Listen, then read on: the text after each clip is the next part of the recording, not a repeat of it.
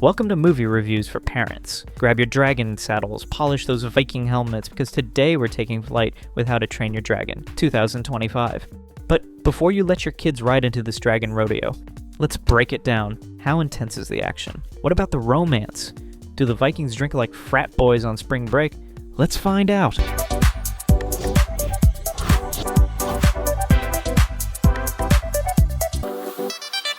Level of violence. This is a Viking story, so yes, there's combat, dragon fire, and the occasional, hey, maybe don't poke that giant lizard with a sharp stick moment. We see dragons torch buildings, swoop down on crowds, and throw people around like rag dolls.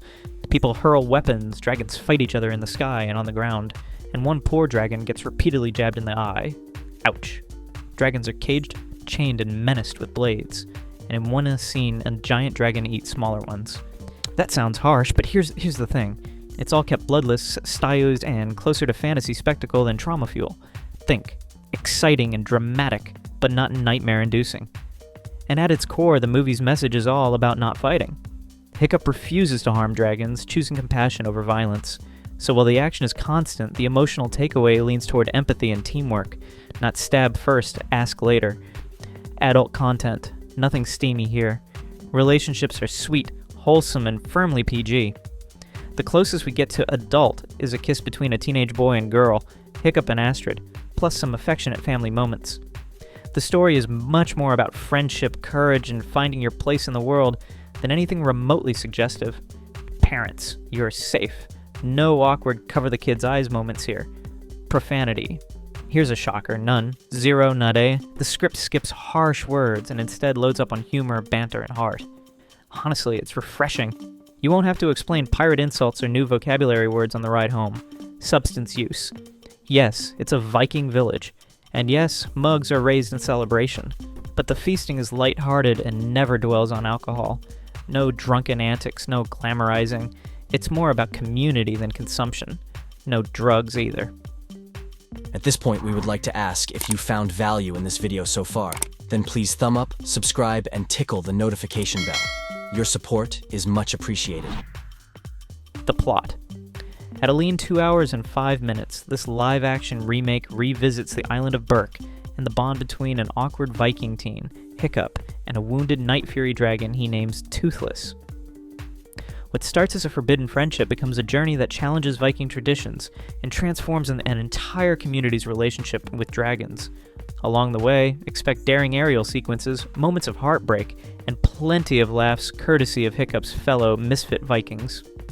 Written and directed by Dean DeBlois, with additional writing credits to Cressida Cowell and William Davies, starring Mason Thames and Nico Parker and Gerard Butler as Stoic. The positives. This movie looks incredible. Dean DeBlois, returning from the animated trilogy, knows how to marry scale with intimacy. Sweeping landscapes and heart-pounding dragon flights are balanced with small emotional moments, like the first time Hiccup reaches out to touch Toothless. The cinematography captures both the grandeur of Viking cliffs and the tenderness of boy and dragon bonding. The cast shines too. Mason Thames is instantly relatable as Hiccup, awkward yet determined. Nico Parker's Astrid is fierce and inspiring, and Gerard Butler reprises Stoic with equal parts thunder and tenderness. Nick Frost brings laughs as Gober, and the younger Viking cast rounds out the village with charm and energy. The chemistry clicks, the performances resonate, and together they make Berk feel alive. The themes, acceptance, friendship, courage, land beautifully, making the film not just fun, but genuinely uplifting. The negatives. That said, it's not all dragon fire and roses. Some supporting characters don't get as much development as they deserve, leaving their arcs in the Hiccup's shadow. The plot sometimes leans too heavily on the beats of the original animated film, which may feel predictable for longtime fans. At times, exposition drags the pacing, and certain darker-lit action scenes can be hard to follow. Final thoughts. So should your kids watch How to Train Your Dragon, 2025? Absolutely. The violence is thrilling but never graphic. The romance is innocent, the language is squeaky clean, and any nods to alcohol are blink and miss.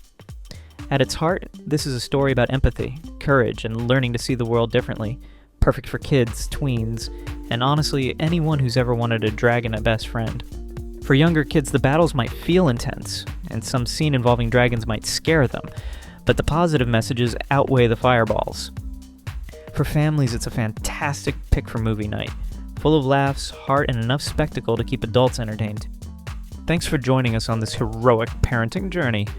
If this stopped a mid-movie meltdown, or saved your household from a dragon-sized tantrum, slap that thumbs up, subscribe, and ring the bell like a Viking summoning the entire village to feast.